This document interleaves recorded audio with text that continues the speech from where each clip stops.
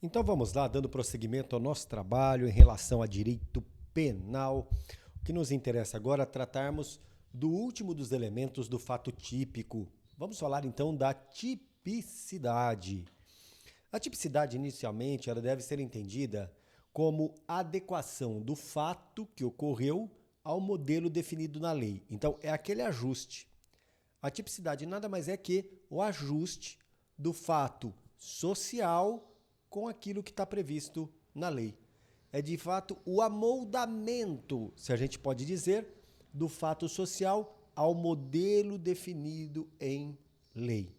Lembrando, perdão, que a tipicidade ela tem uma relação muito próxima com o princípio da legalidade, princípio da taxatividade. Se a conduta criminosa é aquela que está definida na lei, o que ocorre de fato tem que encaixar na lei. Isso é tipicidade. Uma visão bem simples, na verdade, por enquanto. Nós vamos, na verdade, analisar tipicidade formal, tipicidade material, tipicidade formal direta, tipicidade formal indireta. Então, são esses detalhes que nós veremos na nossa caminhada. Então, vamos dar uma olhada lá no nosso quadro, inicialmente, onde eu tenho ali o conceito analítico de crime, que você se lembra muito bem. Crime é fato típico, antijurídico e culpável. Agora, quando se fala que é um fato típico, antijurídico e culpável, a gente precisa destrinchar cada um desses elementos. Primeiro do fato típico, depois do fato antijurídico e depois da culpabilidade. Nós já falamos da conduta, do resultado. Então vamos lá. Conduta já foi falado, resultado já foi tratado e falamos também do nexo de causalidade. Conduta, resultado e nexo de causalidade. Então vamos lá, vamos observar o que a gente tem em relação à conduta. Já falamos sobre a conduta. Vamos tratar, agora sim, falamos da conduta, do resultado, do nexo causal. Interessa-nos agora a tipicidade, tá certo? Tá, então interessa-nos nesse momento falarmos da tipicidade. Deu um probleminha aqui que eu não estou conseguindo colocar ali a caneta, mas eu vou puxar a seta daqui. A tipicidade pode ser formal ou pode ser material. Tipicidade formal, por sua vez, pode ser direta ou indireta. Tá. Não precisa nem fazer a anotação do que eu estou colocando no quadro. Por quê? Porque nós veremos isso um pouquinho mais adiante. Então vamos lá, olha. Quando se fala de tipicidade, precisamos inicialmente observar o que eu tenho no tipo penal. Tipo penal é o modelo definido em lei. Nesse tipo penal, nós vamos encontrar elementares e circunstâncias. As elementares são elementos absolutamente necessários para que o crime ocorra. As circunstâncias são elementos que eventualmente nós encontraremos no tipo penal. Então, por exemplo, quando a gente pega o crime de furto, artigo 155 do Código Penal, está lá o verbo subtrair coisa alheia móvel. Para que haja o crime de furto, é necessário que tenhamos a subtração, que a coisa seja alheia e que a coisa seja móvel. Portanto, não há furto sem esses elementos que aqui estão destacados. Então, esses elementos que eu tenho no crime de furto são, para o furto, elementares, elementos absolutamente essenciais. Agora, olha que interessante. O furto pode se dar mediante rompimento de obstáculo. Rompimento de obstáculo? Pode. O furto pode se dar mediante destreza? Pode. Mediante fraude? Também pode.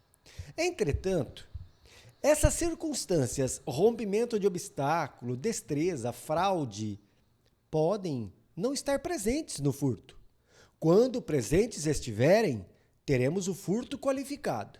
Mas, em relação ao tipo básico do crime de furto, aqui eu tenho circunstâncias que podem existir ou não. Então, olha que interessante. O que são circunstâncias? São elementos que podem existir ou não.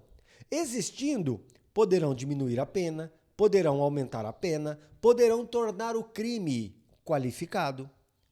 Mas não são elementos absolutamente essenciais para a existência do crime. Então, dentro do dentro do tipo penal, nós encontraremos diversos elementos. Ali teremos elementares e circunstâncias. Perfeito? Compreendido isso? De maneira muito simples agora. Elementares são elementos essenciais. Circunstâncias são elementos circunstanciais, eventuais, que podem existir ou não. É isso. Numa visão muito simples, é exatamente isso que nós vamos ter. Deixa eu só limpar o quadro aqui.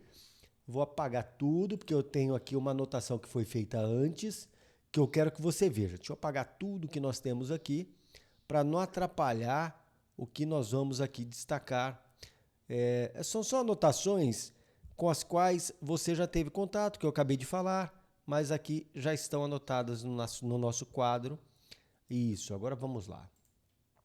Agora sim, vamos lá. Elementares são elementos imprescindíveis para que exista o crime. Circunstâncias são elementos que eventualmente estarão presentes no fato típico. Agora vejamos. Esses elementos, sejam eles elementares, sejam eles circunstanciais, podem ser descritivos, normativos ou poderão ser subjetivos. Os elementos objetivos são aqueles, vamos anotar aqui, ó, objetivos são aqueles que estão escritos no tipo penal. Aqui é um modo para você guardar, tá? Bem simples, tá bem? Elementos objetivos são aqueles que estão escritos. Podem ser descritivos, a literalidade permite a compreensão do seu sentido. Ou podem ser normativos, dependem de juízo de valor para que sejam compreendidos. Por exemplo, coisa alheia móvel. Ora, a expressão móvel, eu preciso aqui aplicar um sentido jurídico para essa expressão. Coisa alheia, coisa de outra pessoa, mas eu preciso saber a definição de propriedade, definição de posse. Então, eu preciso ter elementos jurídicos para a compreensão disso. Interessante observar que, de modo atécnico, a gente pode dizer que os elementos objetivos são aqueles que estão escritos. Então, quando você olha para o tipo penal, aquilo que está escrito ali é elemento objetivo. Alguns você entende, compreende pela simples leitura, e esses são descritivos. Outros dependem de um juízo de valor, seja de natureza cultural, social, jurídica, o que for. Agora, eu tenho os elementos subjetivos. São aqueles que guardam relação com a finalidade do agente. O dolo é um elemento subjetivo implícito. Partindo do pressuposto de que os crimes definidos no Código Penal são dolosos e, quando forem culposos, isso será expresso, o dolo ele é implícito nos crimes, porque quando fala, olha, subtrair coisa alheia móvel para si ou para outrem é crime. Que crime é esse? É doloso ou é culposo? Se a lei nada fala, é doloso. Matar alguém, é homicídio doloso? Mas há a previsão do homicídio culposo também, só que nesse caso é expresso. Então, o elemento subjetivo é aquele que guarda relação com a vontade. Então, vamos botar aqui, aquele que guarda relação com a vontade. Em regra, esses elementos subjetivos, eles não estão escritos. Eles, na verdade, são implícitos, mas eventualmente, a vontade do agente estará escrita. Eventualmente. Quando essa vontade estiver escrita, eu estou diante de um elemento subjetivo específico. Então precisamos agora melhorar o que nós falamos até agora. Preste atenção. Elementos objetivos são aqueles que estão escritos, correto? Correto, sem dúvida. Exceto, e agora nós vamos aqui destacar, exceto quando guardarem relação com a vontade do sujeito. Por exemplo, no crime de extorsão, artigo 158 do Código Penal, constranger alguém mediante violência ou grave ameaça a fazer, deixar de fazer ou tolerar que se faça algo com o intuito de obter vantagem econômica indevida. Olha essa expressão, com o intuito de obter vantagem econômica indevida.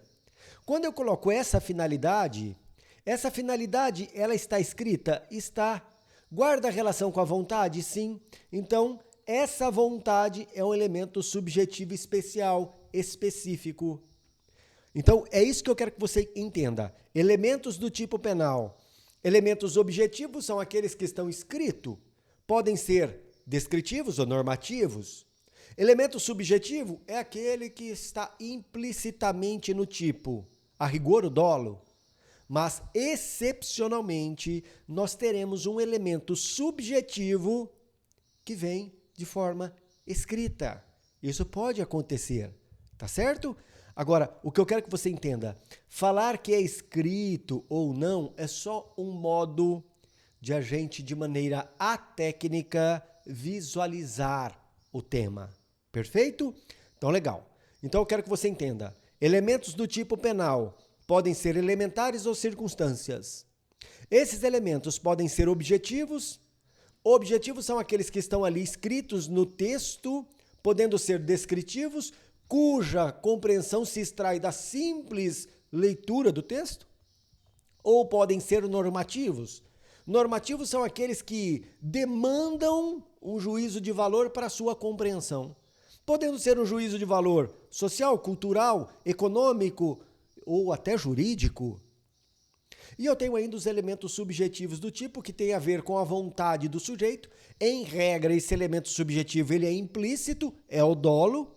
Excepcionalmente, o tipo penal traz em si um elemento subjetivo explícito, escrito ali, que é o chamado de dolo específico. Dolo específico.